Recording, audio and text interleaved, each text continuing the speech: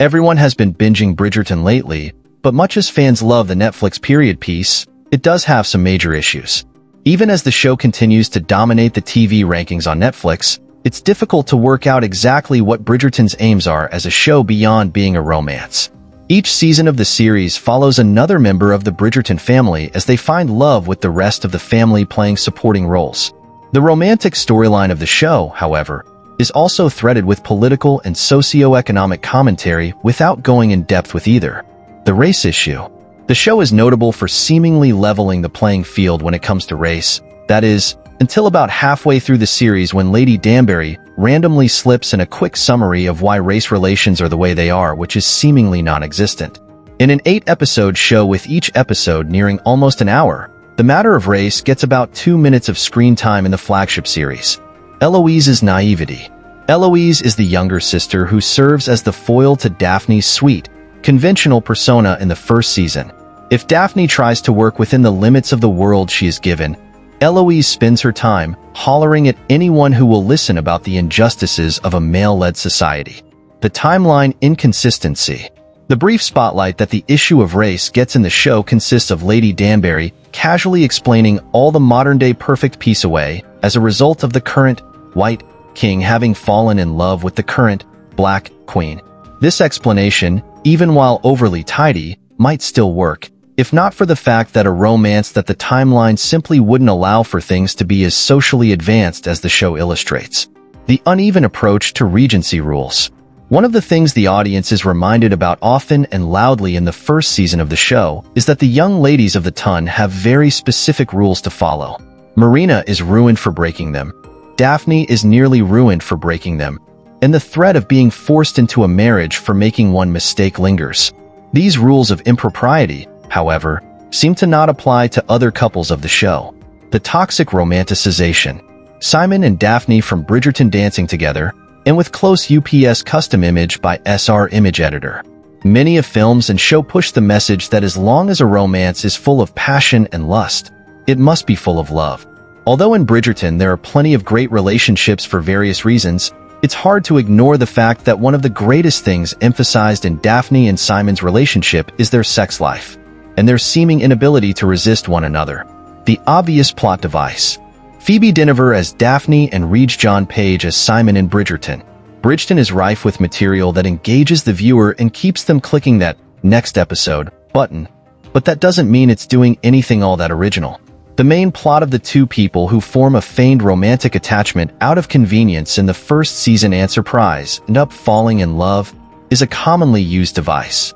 Luckily, the show has enough going on that viewers can distract from the obviousness. Penelope's character contradictions. Penelope Featherington, Nicola Coughlan, nostalgic, sitting by the window in Bridgerton Season 3 Part 1 image via Netflix. Some viewers might realize who Lady Whistledown is within a few episodes of the show, and others might not be enlightened until the reveal at the end. Either way, once it becomes apparent that Penelope, played by Derry Girl's beloved Nicola Coughlan, is Lady Whistledown, Daphne always accommodating Simon. A back-to-back photo of Daphne and Simon from Bridgerton.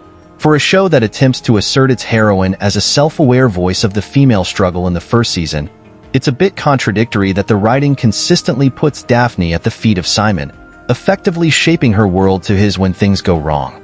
She is the one who twists herself into someone she might not always be comfortable with in order to keep Simon happy. While it could be said that it's a step forward to have a woman encouraging a man to accept himself versus the usual trope of men saving insecure women, it's also possible to see the underdeveloped class relations. Bridgerton family cast on the steps of the house. Every once in a while the show will drop in a little instance of class conflict or offer a small window into the world of the people downstairs. This occurs when it's implied that Rose is Daphne's friend and confidant, not just her lady's maid. It's also seen when the Mondriches provide a contrast to the Bridgertons, but then end up living on an estate and holding a title because of a relative in Season 3. Weak queer inclusivity. Luke Thompson as Benedict Bridgerton in Bridgerton Season 3 Episode 3. Benedict Bridgerton is teased to be the show's leading gay character when his eyes are opened in the artistic community, but this possibility never manifests. Instead, viewers are offered an occasional side character as the sole representative of the queer community. And, amidst a slew of intense, detailed heterosexual sex scenes, a mere blink into the world of gay sex through the literal opening and closing of a door. Half utopia, half not. Main characters of Season 1 of Bridgerton in a cropped poster image. The political interests of the show are highly selective, making the world seem like a place of racial utopia but a gender dystopia, with a smattering of LGBTQ+ and class issues. It's made clear that being queer is against the law, that women can be completely ruined thanks to a rumor, and that it's impossible to move up a social class without marrying into money or inheriting a title. But the series wants to gloss over much of that to focus on the balls and the romance. There are too many characters.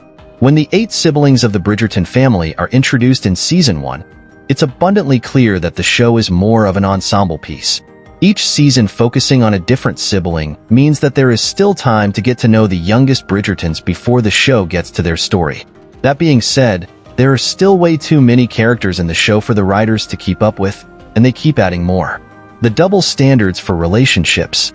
While it's very clear that the characters of the ton have a very strict set of rules that they have to follow in order to be part of the social scene and not be ruined, it's also very clear that the show could break some of the Regency-era rules if it really wanted to. Lady Whistledown is used like Gossip Girl. It's easy for the audience to get whiplash when going from the kind and mild-mannered Penelope Fearington and her acerbic writing alter ego. Book fans will be more aware of this aspect of the show being a disconnect because Lady Whistledown is actually treated very differently in the books compared to the show. The series doesn't have enough episodes. Fans often want to see more episodes of their favorite show, and in some cases, more episodes doesn't always serve the story. Each season of Bridgerton has 8 episodes. This isn't unusual for streaming series, limited series, or cable series, for that matter. With Bridgerton, however, that number of episodes doesn't seem to be enough to pace the storylines out properly. Thanks for watching.